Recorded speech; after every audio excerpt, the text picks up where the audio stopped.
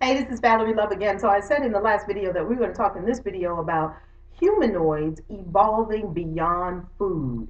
And this is what came to me as I was being with this whole idea of breatharianism. Now, before I go further into breatharianism, let's talk about what is breatharianism. What is that? Breatharian means that you no longer require food or drink to sustain your body temple. It's also called living on light. It's also called living on love. It's also called living on prana. I'm not there yet. I just had a salad a little while ago, so pardon me.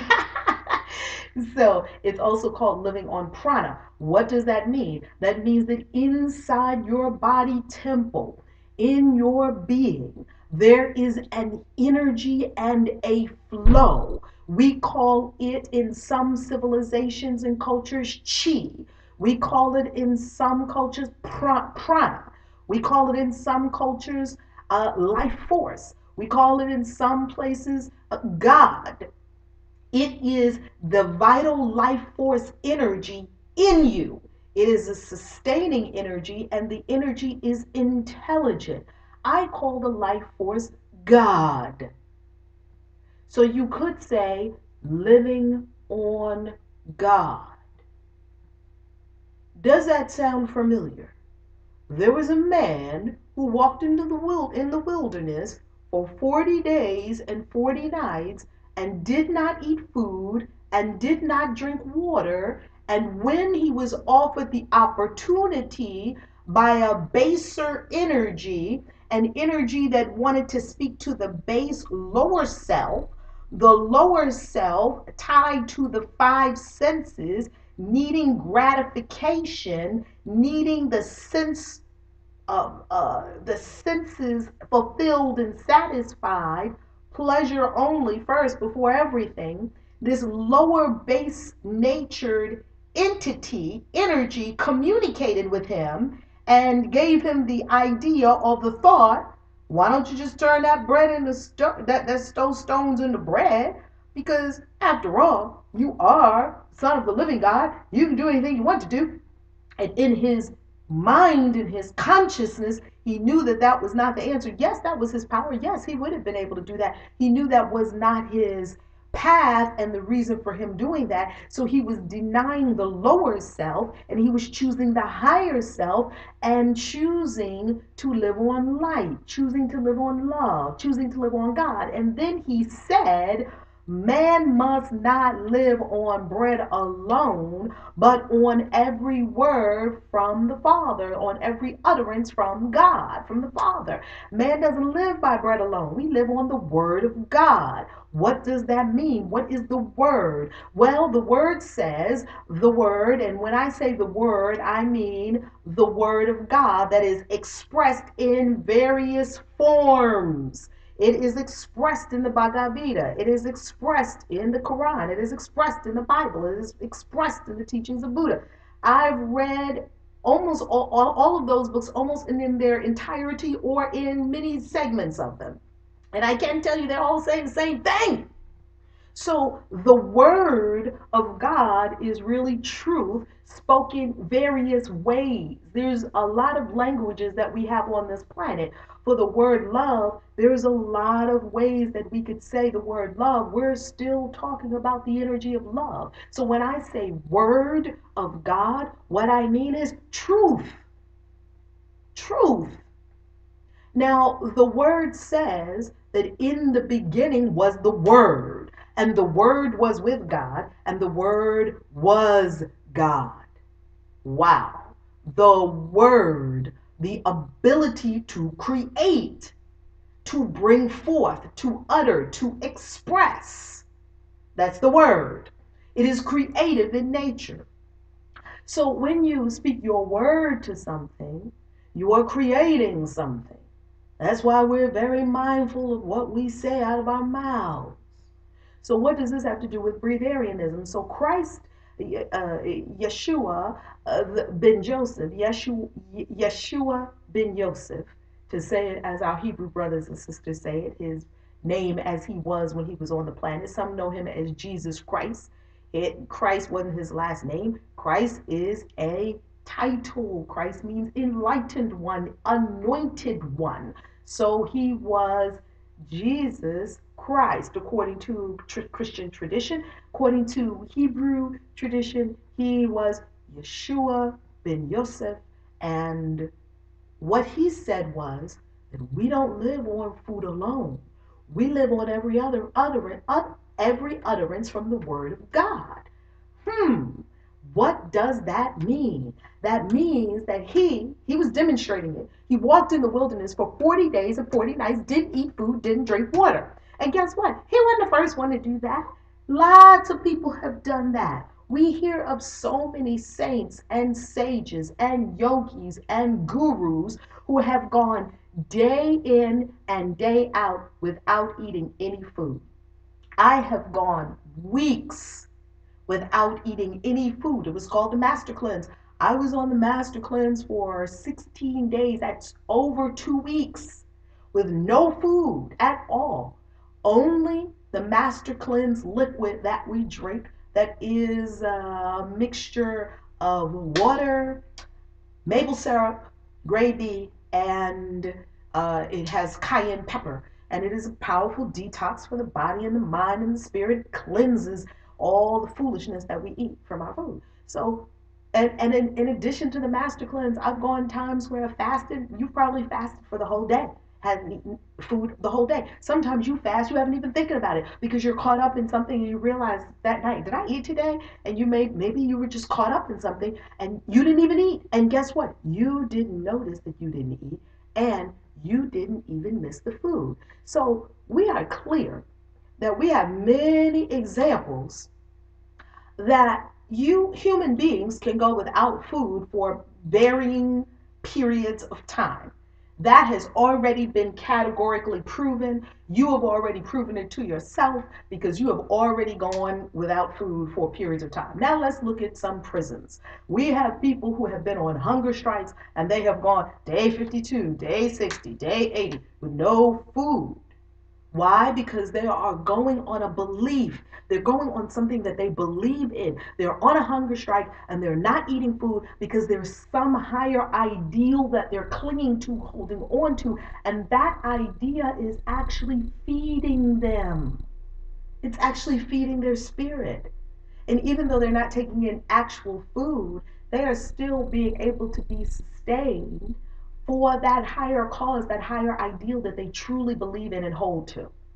So that's what breatharianism is all about. Now, I see a lot of stuff on the internet, about breatharianism. Can you eat food? Can you go without eating food? Can you not?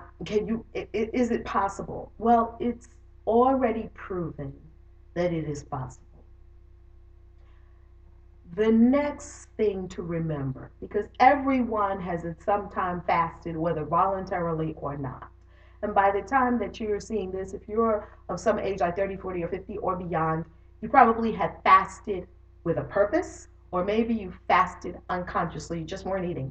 Or maybe you were going through a bad breakup and you didn't eat food. Or maybe you were having some kind of life experience and you didn't eat a lot of food. There is a lot of things that can change that for you, okay? So that's the first one. We've already proven categorically that you can live without food, and no one really knows how long you could go without living food because many people have gone very, very long times without food. And so we don't really know where the limit is. It's just the same thing happened when we didn't know where the limit was when running the mile, how many minutes it takes to run a mile. No one could break the 4 minute, I think it was 4 minute barrier until the fastest guy who did that broke that barrier. Why? Because in our consciousness, we thought that you couldn't run a mile in under 4 minutes. And then we thought you couldn't run a mile in under 3 minutes. And now I think a human being has broken that barrier too, that you can run a mile in under 3 minutes. So that's what's happening is consciousness. And our consciousness was in limitation. And the limitation that our consciousness was in was the fact that I won't even say a fact. I will say that it was a thought. A thought was that you have to have food and water to live. If you don't have water after 7 days, you'll die. If you don't have food after 21 days, you'll die. Now, that's just not true. And we don't really know where the upper limit is on that, if there is an upper limit on that, because I don't know. I haven't talked to everybody on the planet how long you really can go without food and how long you really can go without water. And I'm sure there's many factors that's involved with that. Your composition, your body's needs, your consciousness. There are many factors involved with that. So we don't really know where the upper limit of that is, or if there is even an upper limit to it. So what I am offering and what I am offering for your consideration when we talk about breatharianism is the fact that you can actually live on light. You can live on love. You can live on prana. You can live on God. All of us can. Now, the reason that we're not doing it yet in mass consciousness is because we don't believe that we can. We don't believe that we can. But there's some things that really we need to start picking apart with this thing. Number one, the food that it takes to care for the animals, the food, the water, and the greenhouse gases that it requires to take care of the animals on this planet that we are simply growing real fast so that we can kill them and eat them, that is a huge amount of resources. Imagine if we didn't need to do that anymore. Imagine if we eliminated all the farming off the entire planet because everyone was breatharian. Just imagine, my mind goes to places like that. I just imagine things. Imagine if everyone on the planet was breatharian, and we call it breathe because as you become a more conscious breather, as you become a more connected breather, you realize that breathing really is your connection to the divine. My yoga teacher says this. She says, oh, you can go 21 days without food and 7 days without water, but you can't go the next 3 minutes without your breath. And wow, that's a powerful thought. Can't go 4 minutes without your breath. Maybe if you really train your body to, you go a little longer without breath. The key important thing is here is that breathing is your conscious connection to the divine. And the better breather you are, the less you naturally eat. It's natural. Now, I've been seeing this in myself. Over the last few years, I've released a lot of pounds. Maybe, I don't know, 60, 70 pounds, maybe more by now, simply by ascending consciousness, breathing more, breathing deeper, and by listening to my body. If my body didn't want food, I didn't eat food. If my body wanted food, I ate the food that my body was calling for. Maybe it wanted spinach, I ate the spinach. I have gotten bags of spinach, organic, fresh spinach from the store, open it and eat the spinach out like a bag of potato chips. For me, that was like a bag of potato chips. I know that's not the case for everyone. However, it was what my body wanted. When my body wanted nuts or almonds, I fed it, and when it said that's enough, I stopped. Now, this is a very key point here, what I just said about stopping.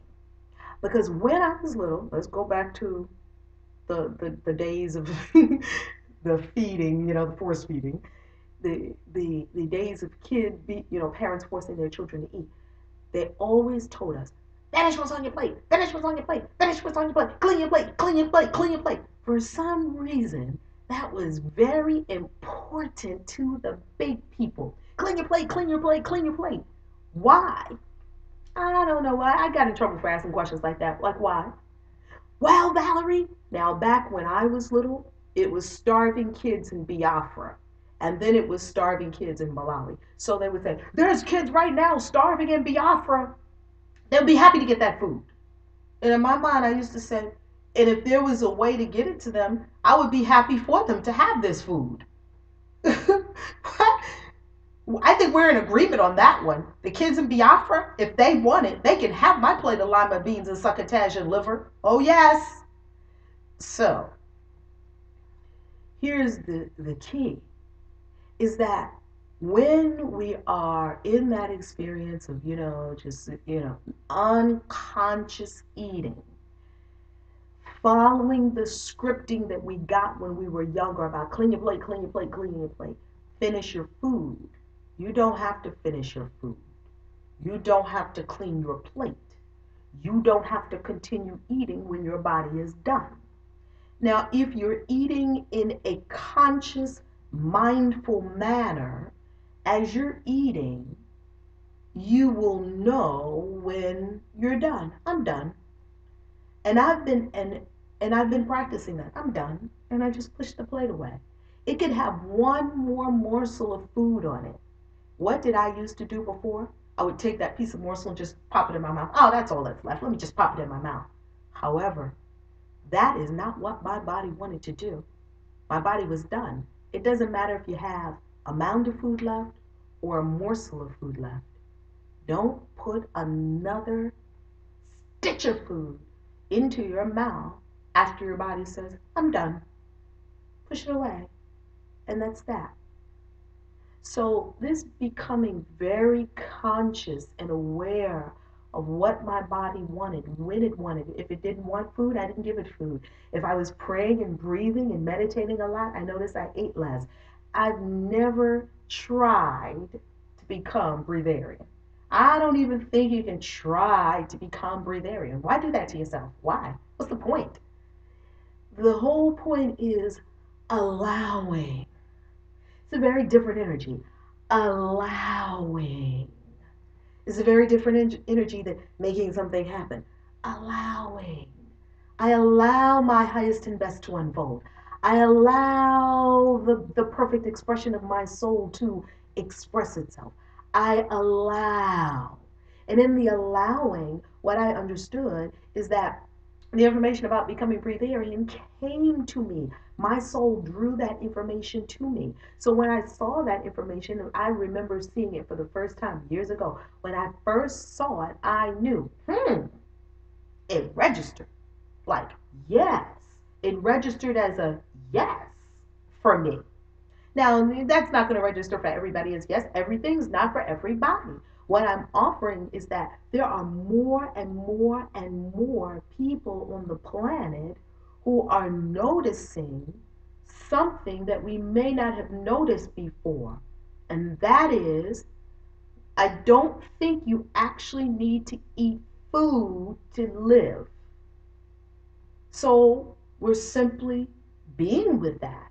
It's nothing you have to convince anybody of. It's nothing you have to try to do. It's nothing you have to make happen. It's simply noticing.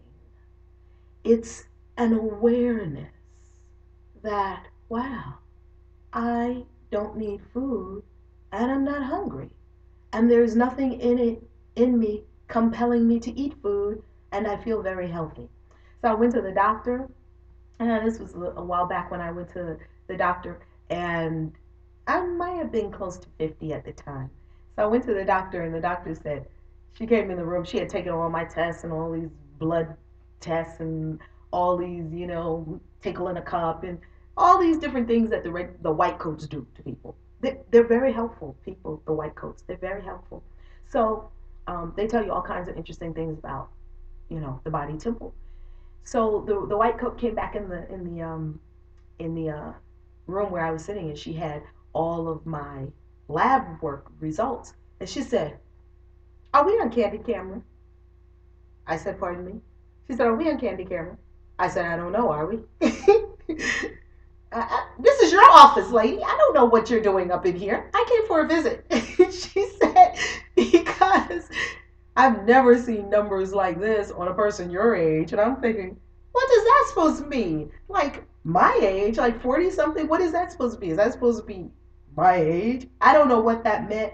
All I know is that she told me everything worked out real good with my numbers and all my blood looked good and all my numbers looked great. And guess what? I jumped up, to tell you the truth, and got the hell out of Dodge because I don't hang around white coats for very long for them to find something wrong and start poking and prodding and MRIing you and all that kind of stuff. I mean, if you need that, hey, go for it. I was glad I didn't need it, and I ran out of there. Okay, so feel very healthy. I feel energetic. I feel youthful. I feel happy. I look fine. I'm rarely ever ill. It is amazing, and I eat a whole lot less than I used to eat. Some days I may not eat much food at all, maybe a couple of bananas. I drink water if I feel like drinking water. Whatever my body calls for, I give it. And most of all, I practice the presence. Practice the presence.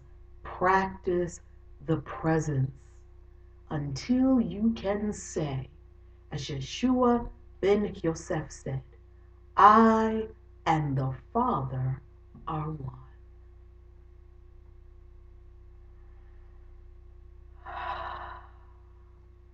Be blessed.